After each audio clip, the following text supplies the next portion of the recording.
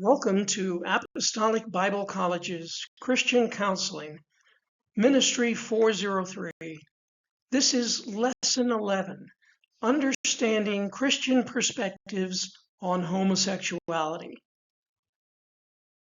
By the time you finish this lesson, you will be able to explain the cultural and historical shifts in societal attitudes toward homosexuality, to articulate the theological foundations, to evaluate rhetorical language and framing commonly used in discussions of homosexuality, to apply a shepherding approach to counseling, and to distinguish between identity and behavior within a Christian counseling framework. In preparation for this lesson, you should read Talking to Your Church About Homosexuality. This document is produced by the conservative Christian organization Focus on the Family, whom we've mentioned in a previous lesson. Text for this lesson identifies a monumental shift in cultural attitudes towards homosexuality over the past 40 to 50 years. The church has faced challenges adapting to these societal changes. The depth of these societal and cultural changes is culture dependent. In the West, homosexuality is beyond accepted. It is applauded. Some would congratulate the homosexual for being brave enough to come out to the world. Traditional theological frameworks are being questioned by what the document terms gay revisionist theologians. Historically, Christianity emerged in a Greco-Roman world with sexual norms very different from what later Western societies often assume, and early Christian teaching stood out as distinctly countercultural. Rather than being merely restrictive, Christian sexual ethics reframed sexuality around holiness, mutuality, and the dignity of the body. Adultery, concubines, prostitutes as a form of worship, pederasty, that is, adult men with adolescent boys, and sex with slaves, all were accepted practices. In none of these cases did the person identify with these practices. They were rather something that they did, not who they were. Christianity's sexual ethics became counterculture and subversive to the Greco-Roman norms.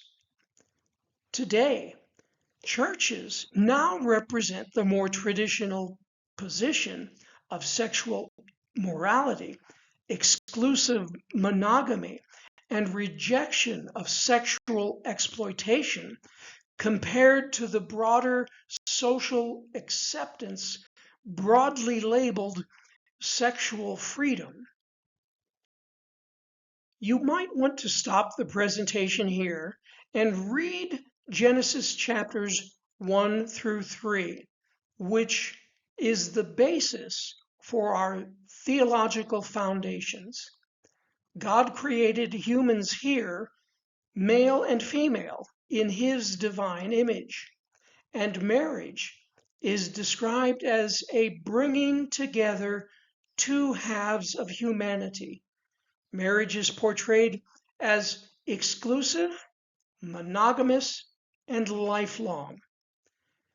Your document for this text frames homosexuality as one of many expressions of broken, sinful humanity.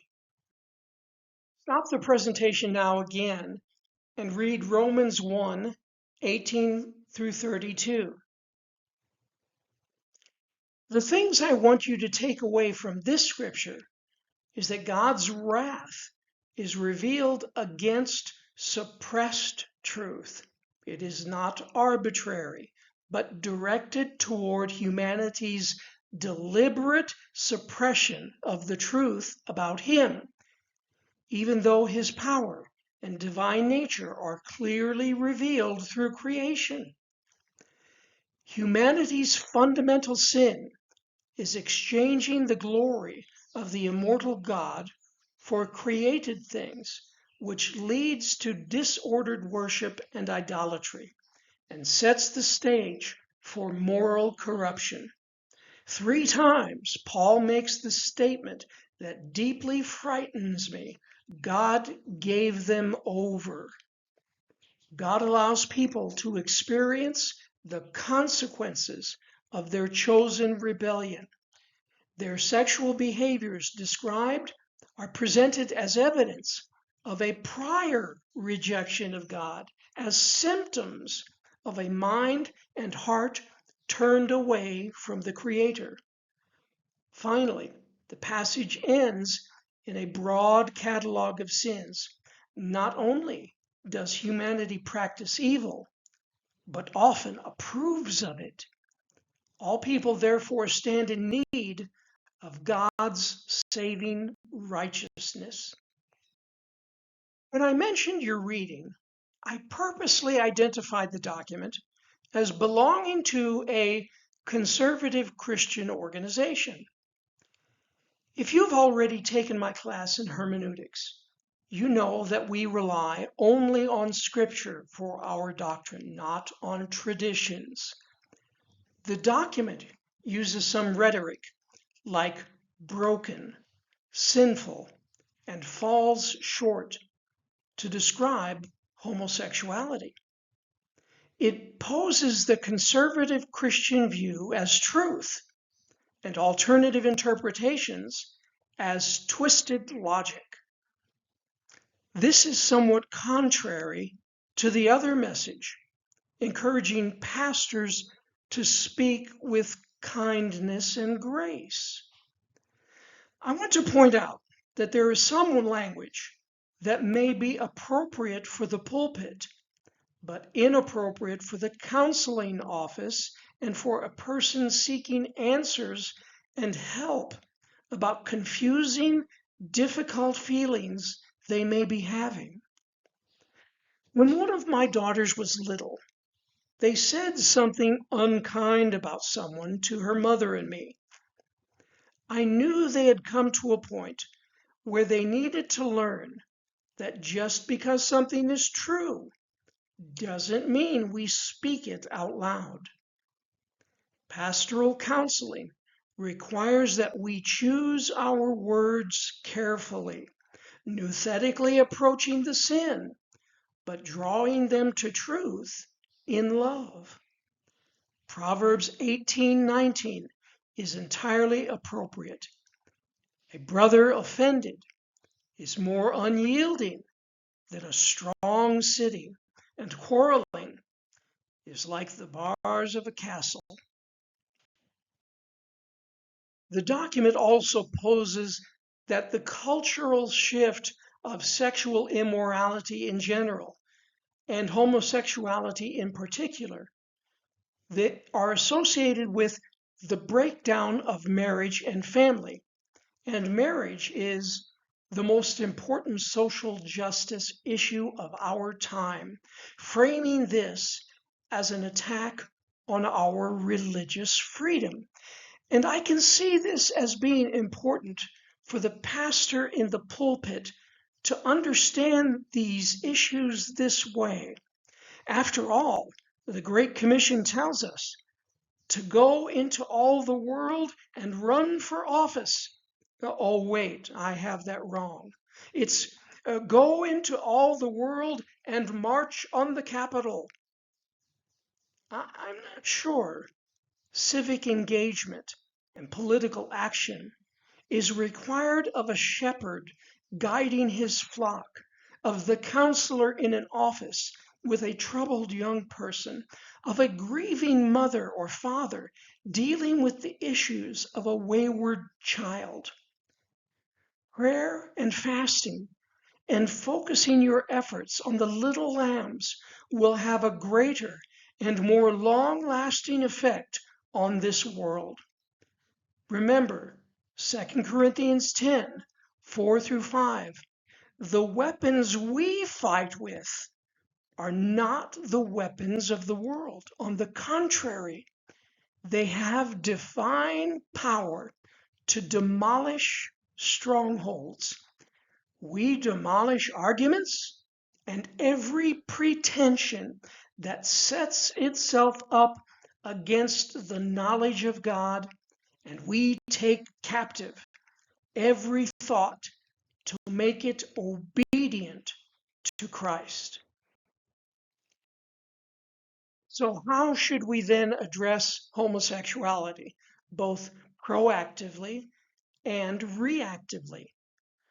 The document advocates that we lay a solid foundation of theological teaching, address homosexuality specifically, though not in every sermon, model humility, kindness, and grace while maintaining theological positions.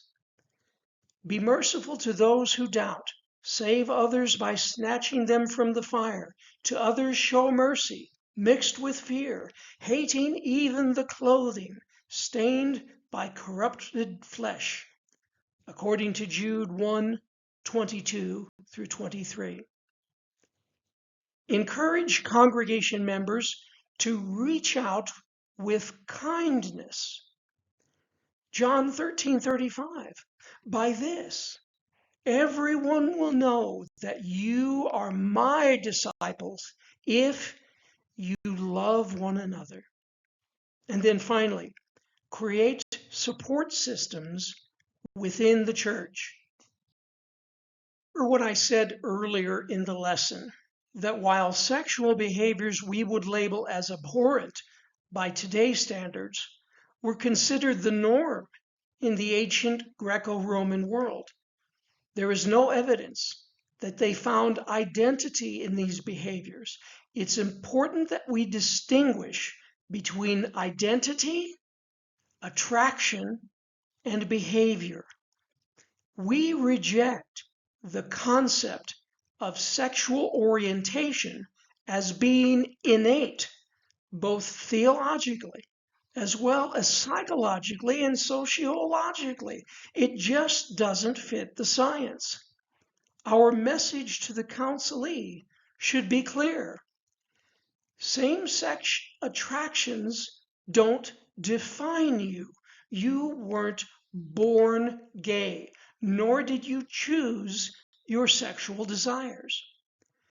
You don't have to act on attractions. Change from homosexuality, like change from any sin, isn't instantaneous.